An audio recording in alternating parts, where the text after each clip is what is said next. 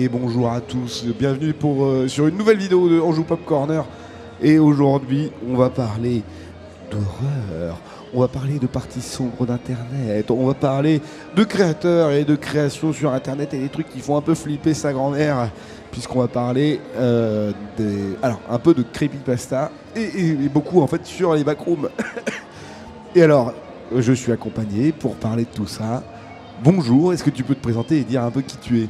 Alors bonjour, je m'appelle C.J. Collin ou Sindar S. Collins, ça dépend, j'ai écrit 2 livres. Le premier c'est mon vrai nom, le deuxième mon nom d'auteur. Ok. Et donc du coup, tu as écrit un bouquin sur les backrooms. Sur les backrooms, exactement. Yes. Après avoir fait pas mal de cauchemars dessus, donc ça m'a un peu exorcisé par rapport à ça et c'est parfait. Et t'as participé un peu à des creepypastas sur Internet? Non, je me suis contenté du livre. T'es vachement influencé, oui, par le... C'est quoi ton rapport avec Internet aujourd'hui? Ou même avant, hein?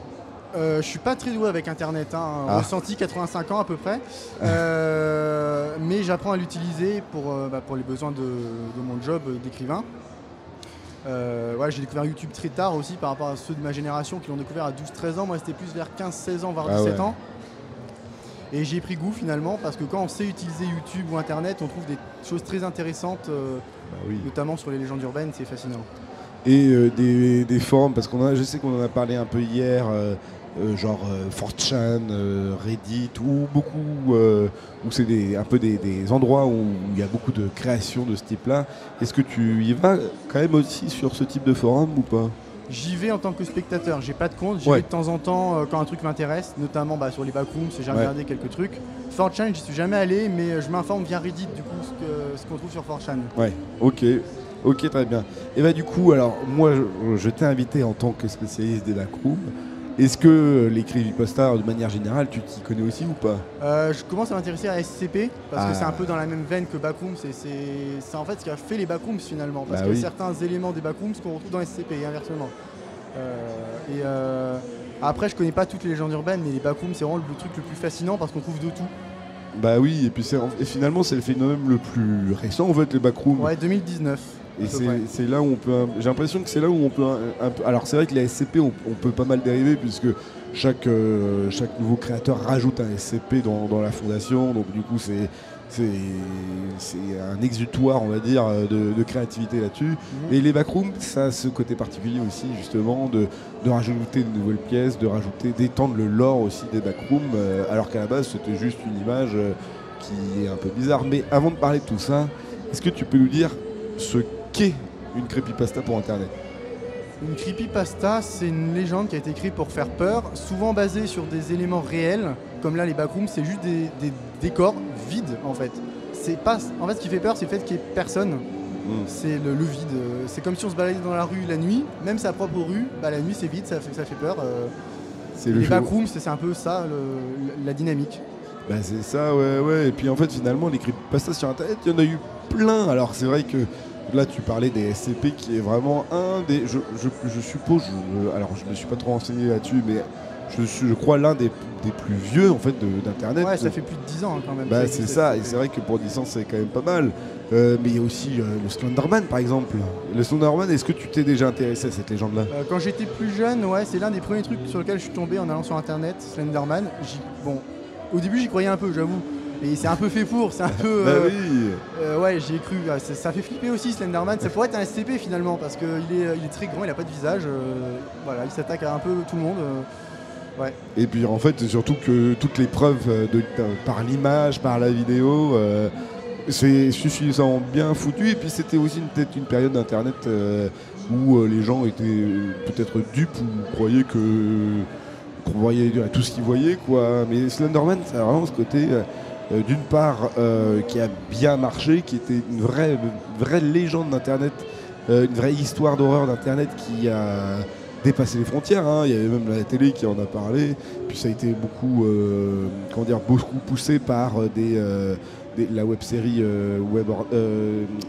comment ça s'appelle Black Hornet, c'est... Ah merde. Ah, j'ai pas le nom. Marble Hornet, c'est Marble Hornet. C'est ça. Ouais. Marble Hornet, alors c'est pas totalement Slenderman parce que je crois qu'ils n'ont pas les droits d'utilisation du Slenderman, il doit être copyrighté, une histoire comme ça. C'est le passageur ou c'est le connecteur, je sais plus, c'est un autre truc. Mais alors il a totalement exploité l'image du Slenderman que les gens d'internet font, quoi. Ouais, surtout qu'avec l'IA maintenant, ou la 3D, on est capable de faire des images très réalistes. Ouais. Mais c'est surtout en fait sur un personnage de Slenderman qui est en fait assez simple à représenter. C'est un visage blanc avec un costard et des longueurs immenses, quoi, à un moment donné. Donc rien qu'avec ça, je pense que l'IA il peut te faire tout et n'importe quoi. Des trucs facilement. Les Slenderman, je me souviens que c'était. Moi j'ai un peu vécu de plein fouet le Slenderman, alors beaucoup parce que des mecs comme PewDiePie ou Squeezie avaient fait surtout Squeezie, ouais, c'est ça, que j'ai découvert. Ils avaient joué au jeu 5 Pages où il fallait tu te balader dans un endroit un peu bresson où tu dois récupérer des feuilles et tout, et t'as le Slenderman qui vient te choper, et ça avait été un peu un propulseur pour la légende du Slenderman. Et il y avait aussi Marble Hornet, il y avait même des films grand public de Slenderman qui avaient fait découvrir un peu le phénomène à tout le monde. Et vraiment, j'ai vu des émissions, même à la télé française, beaucoup à la télé US, qui parlaient de cette légende-là comme étant un truc, d'une part, qui avait hyper bien marché parce que tout le monde s'y était mis, que ce soit en vidéo, en image, dans les jeux vidéo, dans la musique. Ça avait même, selon moi, créé aussi les Happy Pasta, qui est le contraire des Creepypasta, avec le Happy Man, je crois, un truc comme ça, ou le Splendiman. Le Splendiman, c'est ça. Qui est hyper sympa, qui s'habille hyper bien et qui est un peu heureux, qui est un peu clown et tout. Ça avait hyper bien marché. Mais c'est vrai que ces jeux-là, ça contribue aussi au fait que les jeux d'horreur sont très prisés. On l'a vu avec Backrooms notamment, il y a eu je sais pas combien de versions différentes de Backrooms.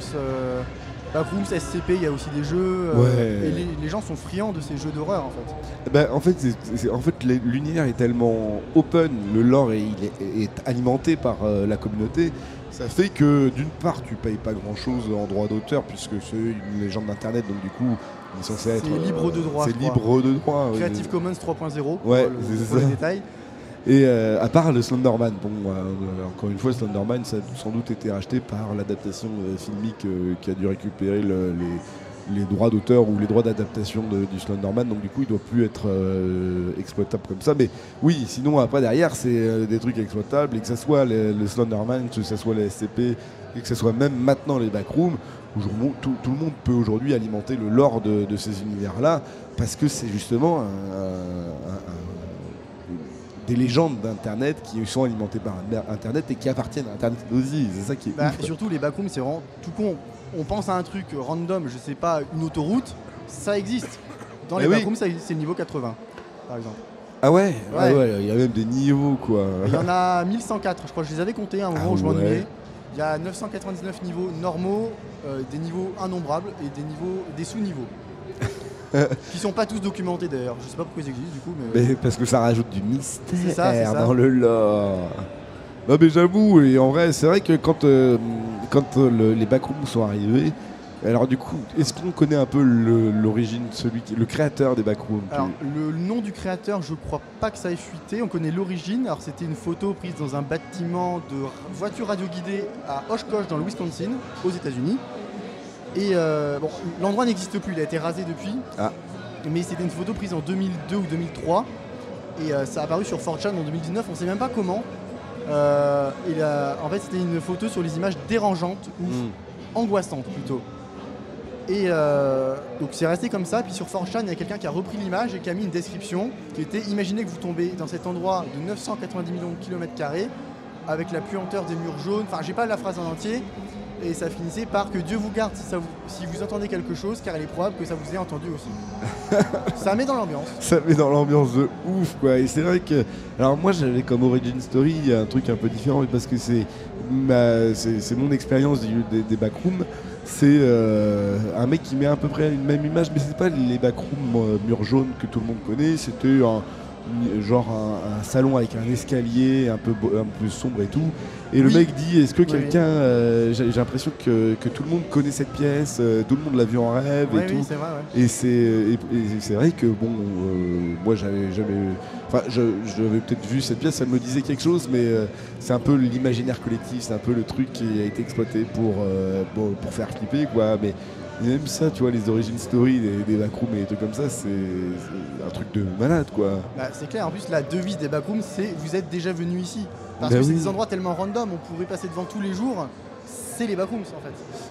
Et du coup, alors l'image d'origine, est-ce que tu sais, ou alors en tout cas l'image qui a été exploitée, du coup, l'univers qui a été créé autour, il a été fait à partir de cette image-là, ou du coup tout le monde a alimenté avec une nouvelle image. Est-ce qu'il y a eu un feed 4chan sur cette image-là? C'est compliqué, il y a plusieurs sources qui se contredisent un peu, mais ce qui est fort, c'est que c'est collaboratif. Chacun peut apporter sa pierre à l'édifice, bon, sous réserve que ce soit validé et que ce soit pas pompé sur un autre truc déjà fait.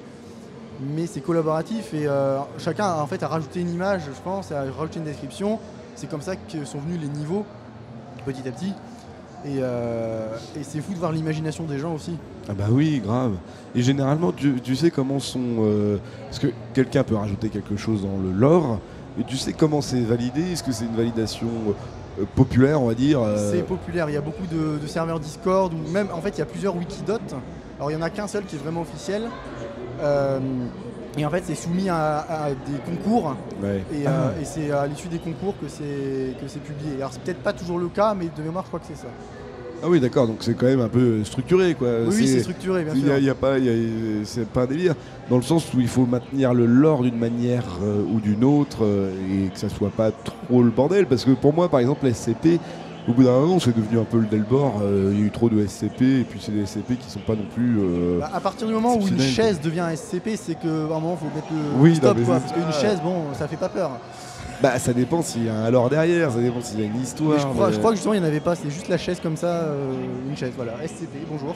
Oui, non, mais normalement les SCP c'est les trucs, c'est des monstres ou c'est des créatures qui font peur et qui sont gardées par la fondation de manière mystérieuse ou je sais pas, mais... SCP c'est venu comme Backrooms en fait, une image toute simple.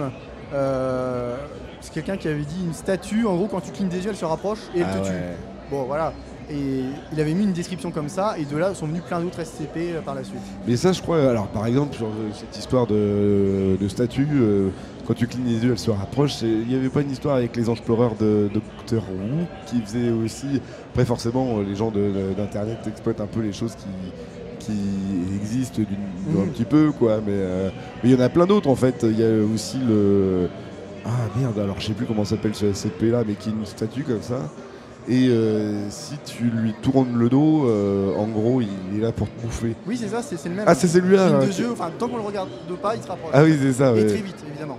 Oui, non, mais parce que, alors, ce qui est bien aussi avec, en prenant l'exemple de SCP, du coup, et bien encore une fois avec le Slenderman et les backrooms, c'est les exploitations et l'utilisation du lore pour des vidéos. Et là, par exemple, alors pour Slenderman, on a parlé, du coup, il y avait Marble Hornet.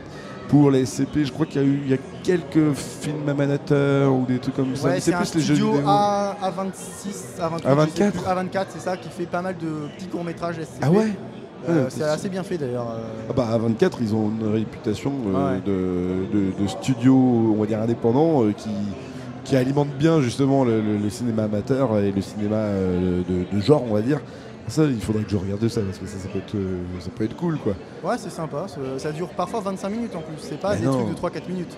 Ouais, ça, c'est ça, j'ai regardé ça parce que j'étais pas au courant. et non, j'ai l'impression aussi qu'à SCP, c'est beaucoup les jeux vidéo. Et je crois qu'il y avait un jeu vidéo SCP, je crois. Il s'appelait SCP, hein, je crois. Oui, ils ne sont pas foulés au niveau du nom et je crois pas qu'ils aient le droit de mettre un autre nom non plus. Mais pour les backrooms, ce qui a popularisé, c'est Kane Pixel. Ah ouais, c'est ça. Alors, et pourtant il prend pas le même lore parce que lui il reste sur le niveau 0, donc les murs jaunes, en inventant l'histoire de quelqu'un qui tombe dedans et il se fait bouffer par une créature, je sais même pas comment on peut la décrire, on dirait des pieds de caméra entremêlés. Et ça aurait pu s'arrêter là, en fait, devant la demande populaire des gens qui disent j'adore ce type d'horreur. Il a fait je crois 10 ou 12 épisodes de ça, ce qui raconte l'histoire du lieu, comment il aurait été inventé. Et après c'est Feldup qui en a parlé, c'est comme ça que j'ai découvert les backrooms. Ah bah oui, mais là il est trop fort.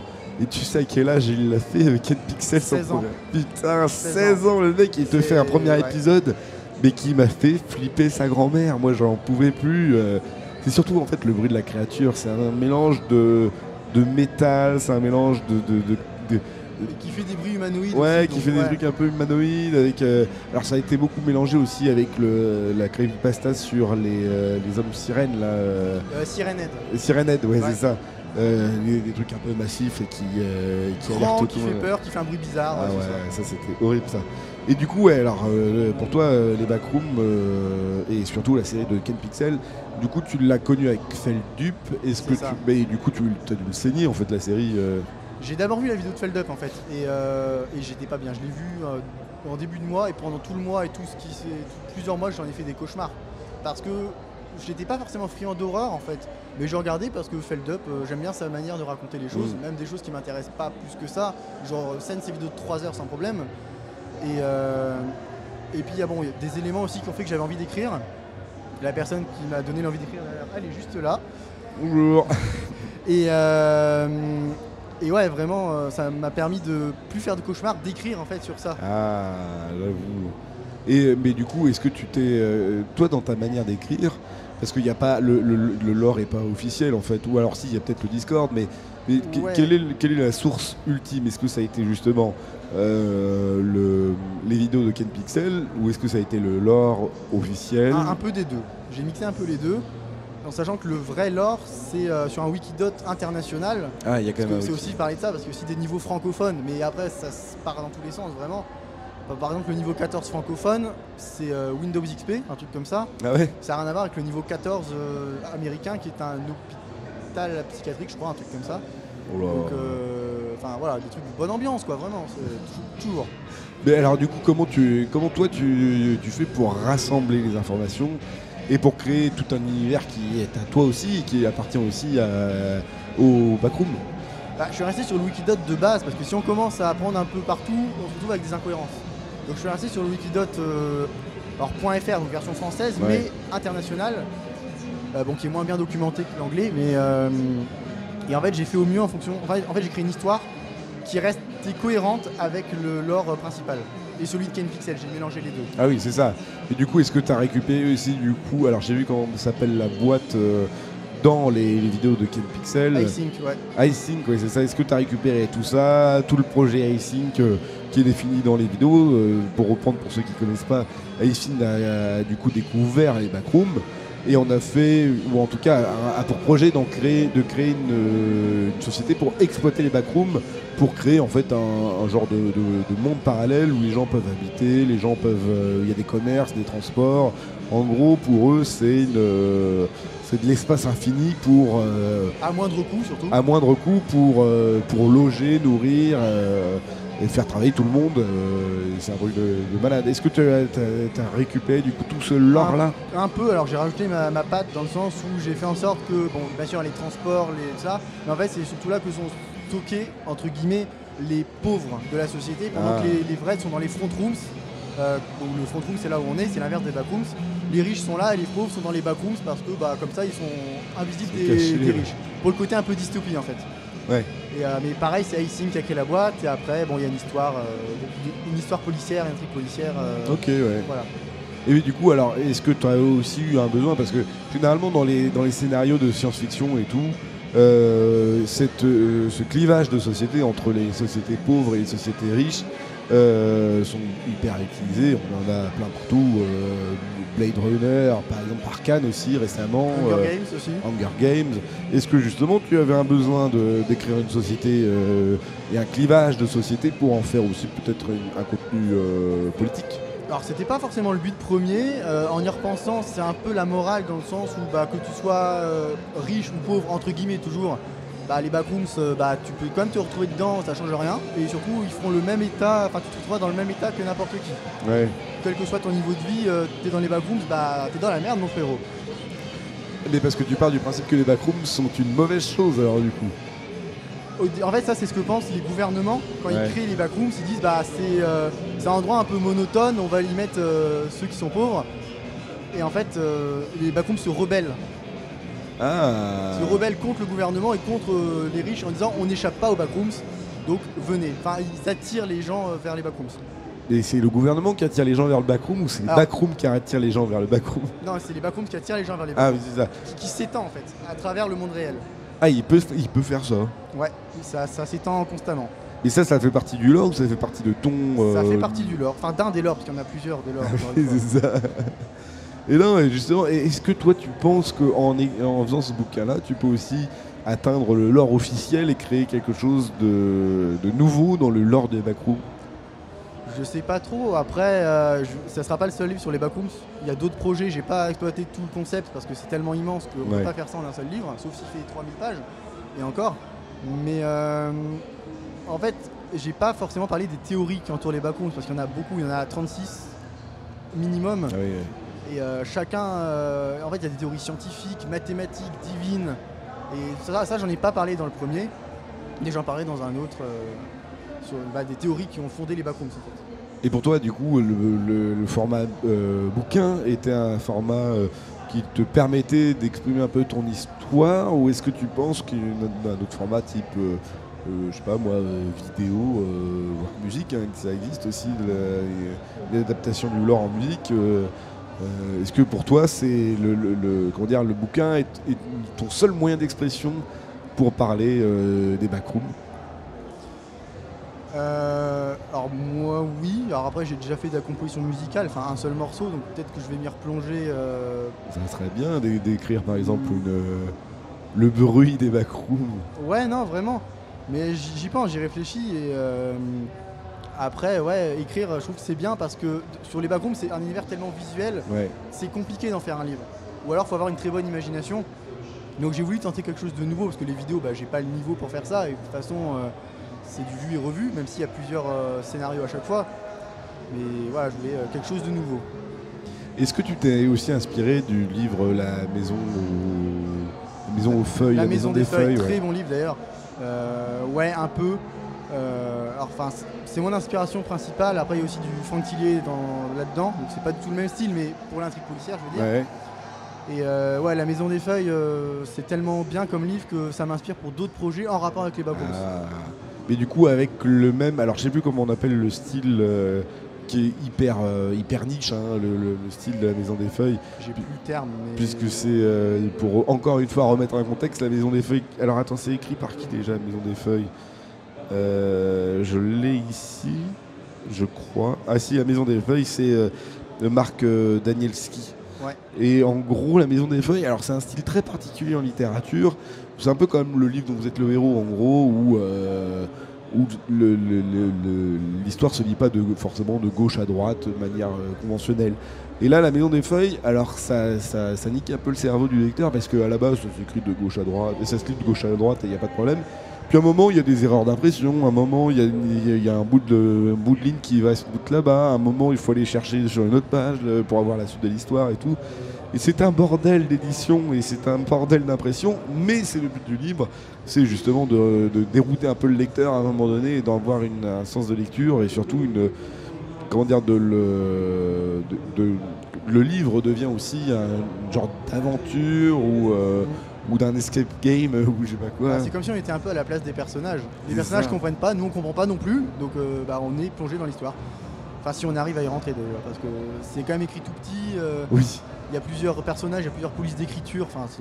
Moi j'ai commencé à le lire et j'avoue que là j'arrive à un moment où je dis je sais pas si je continue parce que je comprends vraiment rien. C'est compliqué, ouais. Si on n'accroche pas dès le début, après c'est mort. Hein, pour raccrocher au cours de la lecture. Bah ouais, non mais bon, il faut que je m'y remette, mais parce que tout le monde me dit que c'est vachement bien, et même Feldup le dit, donc... Bah, moi c'est un ami qui m'a fait découvrir, et en fait j'ai même pas lu la quatrième de couverture, il a ouvert une page au hasard, j'ai vu la mise en page étrange, je me suis dit, il me le faut absolument, c'est parfait, c'est tout ce que j'aime, bizarre. Bah oui. Et du coup, alors, si toi tu veux continuer l'expérience des backrooms, toujours sur les bouquins, et donc du coup on parlait de la maison des feuilles, est-ce que toi aujourd'hui tu t'auto-édites, est-ce que tu as moyen de faire aussi des dingueries dans l'édition en mettant de la surimpression ou des trucs comme ça? Si je trouve un bon maquettiste, oui, pourquoi pas. Ah, c'est possible. L'inspiration aussi, parce que ça se fait pas comme ça, faut quand même que ça ait une certaine cohérence dans le bordel. Parce que Mark Danielewski, il a fait ça, je pense qu'il a quand même sa propre cohérence, même si elle nous échappe. Oui. Mais oui, si je trouve... Alors, après, le but, ça serait pas de copier non plus. Non, mais un mais truc ça un fait peu partie inspiré, du un truc, peu what the fuck, comme on dit, ouais, pourquoi pas. Il faudrait que tu fasses un genre, justement, un livre où vous êtes le héros, où Mais tu as un j'y pense, choix, et en fait, soit tu pars sur un niveau de la backroom, soit tu continues le chemin, soit des trucs comme ça. Mais j'y pense, c'est dans les cartons. Ah, ça serait stylé, Alors, quoi. ça sera pas tout de suite, hein, mais c'est dans les cartons, j'y pense, ouais. Bah oui, oui, oui. Est-ce que tu peux nous dire aussi un peu, alors je sais pas si tu as cette information-là ou si tu as le ressenti de ce que de ce que c'est et ce que ça représente, mais l'impact qu'a eu la backroom sur Internet, est-ce que tu as ressenti une vraie différence, un avant et un après, quoi? Bah, en fait, au moment où les backrooms ont été créés, j'étais pas encore trop sur Internet.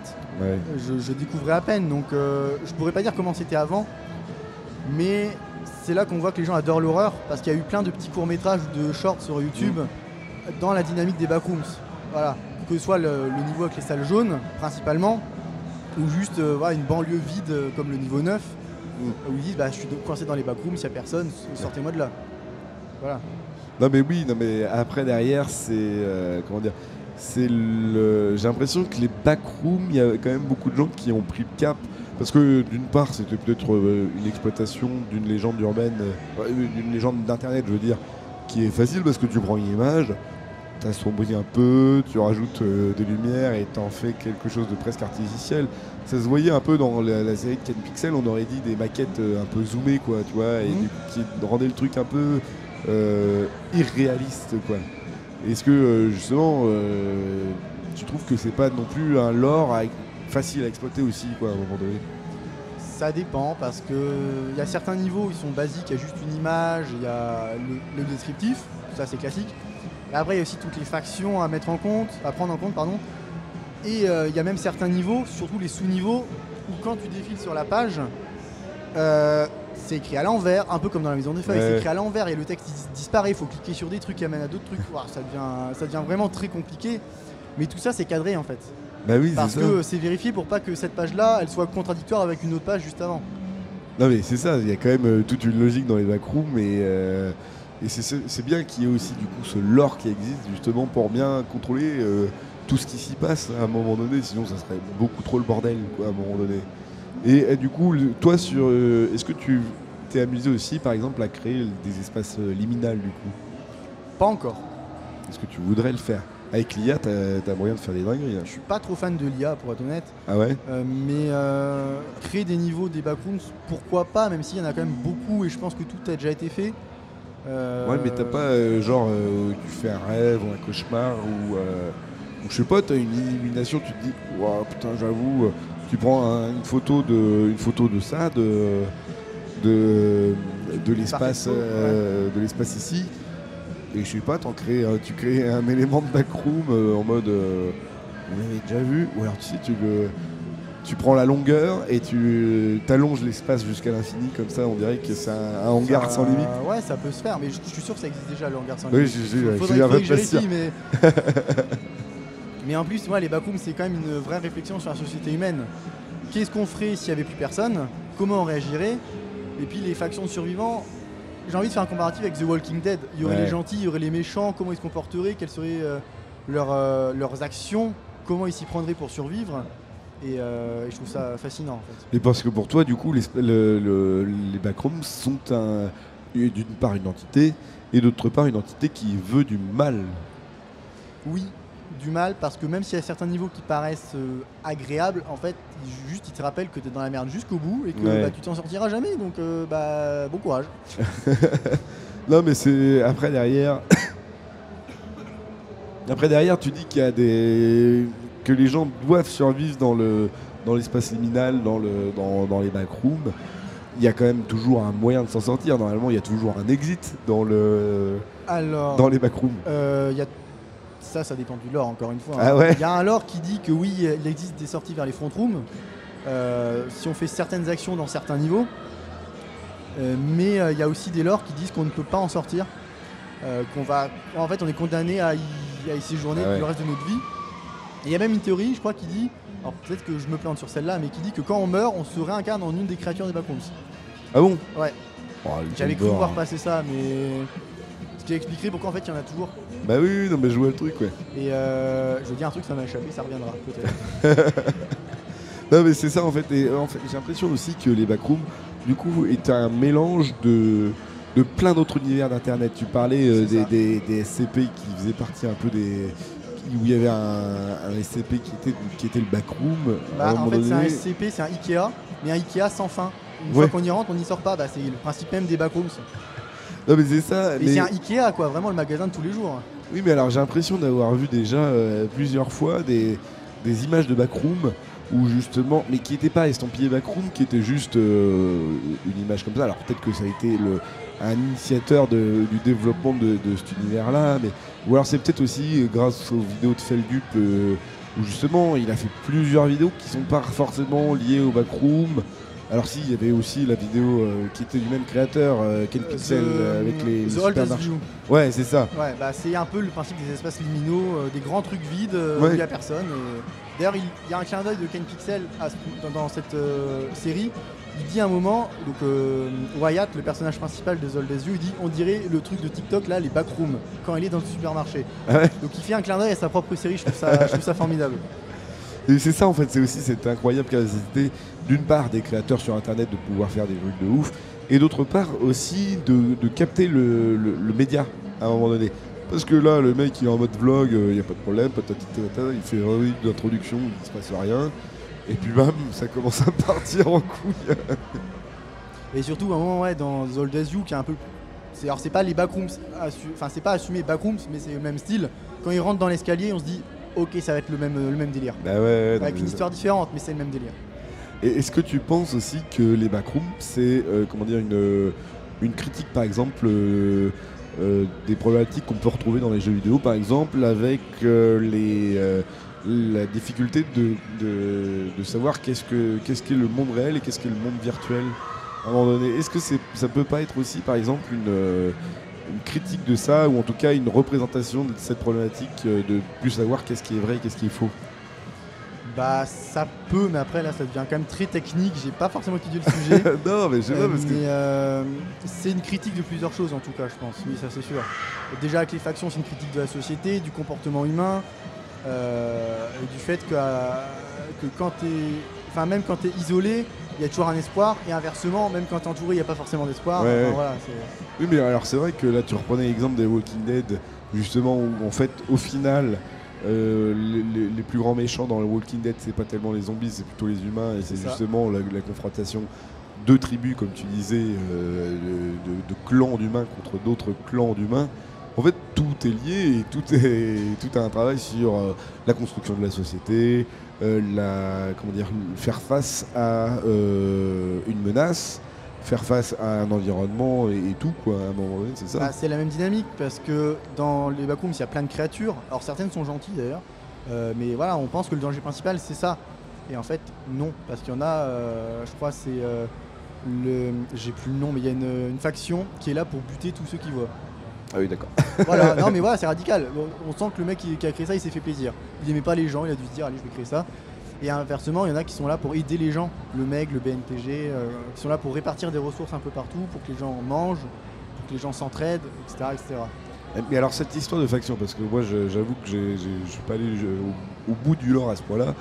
Les factions, c'est quoi? C'est des peuples qui habitent dans les backrooms depuis plus longtemps, c'est ça? Qui habitent depuis plus longtemps et qui se sont regroupés et qui avaient des intérêts communs aussi, et qui ont décidé de se rassembler pour créer des communautés. Après forcément ça s'est dispatché petit à petit. Je crois que la première c'était le BNTG ou le MEG. Non, le MEG c'est une branche du BNTG, donc c'est le BNTG. Et après il y en a plein d'autres qui se sont créés en fonction des besoins aussi de ce qu'il fallait dans les backrooms. Okay. Il fallait purger aussi les criminels des backrooms. Il y avait ça aussi. Ah oui, d'accord. Ouais, okay. Ça va très très loin. Et tu penses qu'il y a une fin au backroom? Une fin au backroom? Une fin dans le sens... parce qu'on imagine les backrooms comme un univers infini. Et est-ce qu'on peut toucher le bout du mur des backrooms? Ou alors une fin dans le sens où on peut s'en sortir, ou alors on peut détruire les backrooms? Bah ça dépend des théories. On y revient. Oui. On y revient, mais ça dépend des théories, de comment ça a été créé. parce qu'il y a même des niveaux, c'est des niveaux glitchés. Dans ce cas-là, ça reprendrait la théorie que les backrooms sont créés informatiquement ou mathématiquement. Comme la matrice. Voilà, il y a un niveau qui s'appelle racine carrée de 2. Bon, voilà, le descriptif c'est y égale mx plus b. J'ai rien compris, mais c'est intéressant. Hein. Voilà, et après, voilà, si c'est une théorie divine, bah, ça dépendrait. Il faudrait que les humains remplissent une mission et sortiraient des backrooms. Enfin, c'est le Delbord, comme tu l'as dit tout à l'heure. Oui, c'est ça qui est bien. Mais justement, et toi, si tu veux continuer l'histoire sur des backrooms, est-ce que tu t'imagines la fin de ton histoire comme juste la fin du personnage principal et puis Malek? Ou alors est-ce que tu imagines aussi que des gens luttent contre les backrooms et du coup la détruisent d'une manière ou d'une autre? Si toi tu devais faire une fin. Moi, si je devais faire une fin, je partirais plus sur l'intervention divine, qu'il aurait créé ça pour se venger des humains et que une fois qu'il aurait estimé que la punition était suffisante, il détruirait les backrooms et les humains avec, pour en recréer d'autres après, une nouvelle génération. Ah oui, ouais, je vais loin aussi dans ma tête. Sélection naturelle, mais sélection divine quand même. C'est ça. Ouais, non, je vais loin dans ma tête. Hein. Non, mais c'est bien. Non, mais c'est vrai que moi, j'avais jamais vu cette théorie comme quoi les backrooms étaient une création divine. Ouais. Mais moi, j'étais plus dans l'imaginaire de juste une faille et puis. Ouais, mais ça en est une aussi. C'est une des théories. Bah, dans celle de Ken Pixel, j'ai l'impression. Bah, après derrière, il l'exploite pas trop, mais. Bah, la théorie de Ken Pixel, c'est que ça a été créé informatiquement, mais ce que j'ai pas compris, c'est si ça existait déjà et juste ils ont trouvé un moyen d'y aller ou s'ils l'ont vraiment créé eux-mêmes.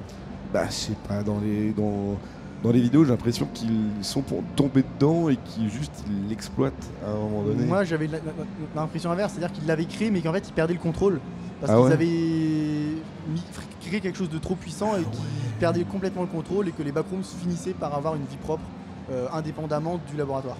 J'avoue, mais c'est vrai qu'il y a une séquence dans une des vidéos des backrooms de Ken Pixel où il appuie sur un bouton, ou en tout cas il y a un bouton on entend un bouton qui s'active et on voit les backrooms se créer. C'est ça. Et un peu plus tard, donc les backrooms sont créés, ils pensent que c'est que cette salle qui est très grande.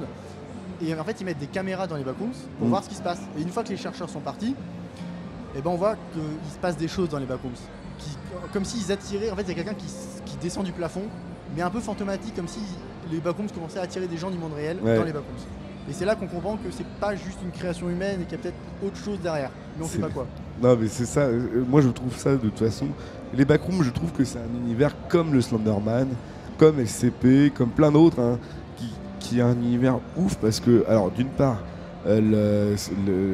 l'exploitation de cet univers-là par Ken Pixel, je trouve, est adaptée d'une manière totalement incroyable. Et puis, je sais pas, ça rajoute l'univers et tout ce qui s'ensuit à un moment donné est un truc qui est ouf et qui donne envie de connaître un peu la suite. En tout cas pour ceux qui ont l'esprit un peu léger et qui est prêt à regarder des vidéos qui font un peu peur, quoi. À la fin de la série de Ken Pixel, j'ai pas tout compris. J'attends la vidéo de Feldup qui est censée sortir là, dans pas longtemps, qui va expliquer ça justement. En fait, je pense que c'est vraiment une fin ouverte. Chacun l'interprète comme il veut. Et c'est ça aussi qui fait la force des backrooms. Sans doute qu'il va en faire une suite quand même, Alors, Ken. Aux dernières nouvelles, il l'adapter au cinéma. Ah oui, c'est ça. Ça devait sortir en été 2025, j'ai pas de nouvelles depuis. Je le sens pas trop, mais... pourquoi ? Parce qu'il n'y a pas de nouvelles en fait. Mais peut-être que justement il entretient le mystère. Bah peut-être, mais j'aimerais bien. Mais à voir. Une fois qu'il y aura la distribution du film, peut-être que là, je commencerai à me hyper un peu. Bah ouais. Et alors justement, en reprenant aussi des vidéos de Feldup, il y a tout ce qui va être Mandela Catalogue et tout. Est-ce que aussi tous ces univers-là un peu étendus ne seraient pas un peu dans le style des backrooms ? Alors Mandela Catalogue, c'est une histoire... Alors comment on peut le résumer, c'est hyper compliqué, mais en gros, toutes des créatures qui vivent dans le monde, mais l'univers qui est décrit n'est pas forcément l'univers réel, même s'il il est similaire. Est-ce que ça serait pas en fait tout est lié à un moment donné et que même le Mandela Catalogue. Non, c'est le Mandela Catalogue. Non, ou le Mandela Effect. Non, attends, c'est le Mandela Catalogue, oui, c'est ça. Est-ce que le Mandela Catalogue est pas juste un élément de backroom et qu'en fait on peut relier plein d'autres univers au backroom. Bah, comme tu l'as dit tout à l'heure, les backrooms c'est tellement vaste que ça reprend des idées d'un peu partout. Slenderman, je suis sûr qu'on le trouve dans les backrooms, il a juste pas le même nom sans doute. Ça serait incroyable. Mais voilà, il y a un lien avec SCP, Mandela Catalogue ça doit y être aussi. Il y a vraiment un lien avec tout ce qu'on peut trouver d'horrifique, même horreur psychologique, c'est dans les backrooms. Ouais. Et alors du coup, on va sans doute commencer à conclure notre conversation.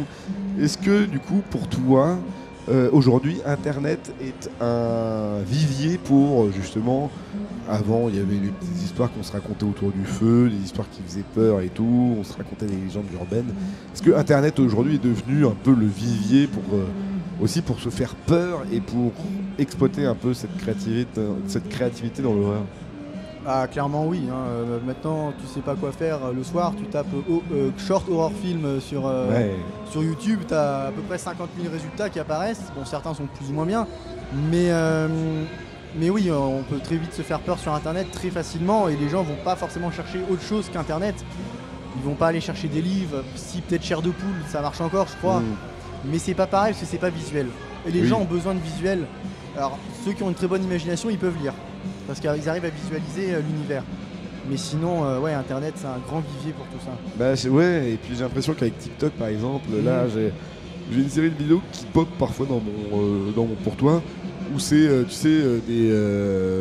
juste des images, mais c'est des images en 3D un peu, on remarque qu'ils sont plutôt pas mal foutus, où c'est à chaque fois des scénarios de destruction de la planète et tout, et toujours en mode POV, donc du coup à la place de quelqu'un. Et ça fait flipper, c'est un peu des creepypasta totalement, et ça marche hyper bien. Et en fait, justement, l'accessibilité de la vidéo pour tout et n'importe quoi et pour n'importe qui, à un moment donné, ça devient hyper facile de faire flipper, de créer des creepypasta, on va dire visuels, quoi. Bah, maintenant, il faut très peu de matériel, voire même pas du tout. Tu prends juste un téléphone, tu vas dans une forêt la nuit, t'arrives à faire un élément horrifique. Tu marches sur une brindille, hop, terminé, t'as peur, voilà. Ça dure 10 secondes et mais si t'arrives à bien le faire. Oui, c'est sûr. C'est pas toujours le cas. Mais oui, clairement, c'est à la portée de tout le monde maintenant. C'est ça aussi la force des légendes urbaines de manière générale et de l'horreur aussi. Et est-ce que t'as pas eu l'impression aussi qu'il y a eu plein de gens qui ont commencé à faire des creepypasta pendant la période du Covid parce que justement ils avaient rien à foutre et qu'ils ont tenté des trucs? Oui, bah ça a développé l'imagination chez beaucoup de gens à la période du Covid. Et alors les backrooms ça a été pas encore très connu en 2020, ça a percé plus 2021-2022 surtout. Mais les gens ils avaient envie de frissons parce que le confinement c'était pas ouf comme période, hein. On s'ennuyait un peu tous globalement. Donc ils voulaient du frisson, donc ils ont commencé à aller sur internet et à faire des vidéos limite en 3D parfois d'horreur. Oui, mais par exemple la série de Ken Pixel des Backrooms était un truc qui est full 3D aussi. Et c'est ça qui est fort, c'est qu'on dirait presque que c'est réel, mais c'est de la 3D, le mec est fort, très très fort. Et parce qu'il a mis un filtre VHS devant, donc du coup on y croit quoi. Et bah écoute, super, merci beaucoup en tout cas de nous avoir parlé des Backrooms et des creepypasta de manière générale. Hein. Est-ce que tu as des prochaines conventions où on peut te retrouver? Là je vais être plutôt dans le sud-ouest les 2 prochains mois, je vais peut-être faire Montpellier en avril, le TGS. Et sinon après je sais pas, mon programme n'est pas encore fixé. Je suis en train de le faire petit à petit. Et on peut te retrouver sur les réseaux sociaux? Ouais, Sindar Escolin, auteur sur Instagram. Et bah nickel, et bah merci beaucoup. Et bah nous on se retrouve. Waouh, putain, j'avais pas vu qu'on avait un soleil exceptionnel. Waouh, on a un coucher de soleil ici à Nancy. Qui l'eût cru? Il fait toujours aussi froid par contre. Hein. Allez, au revoir et bonne journée. Au revoir.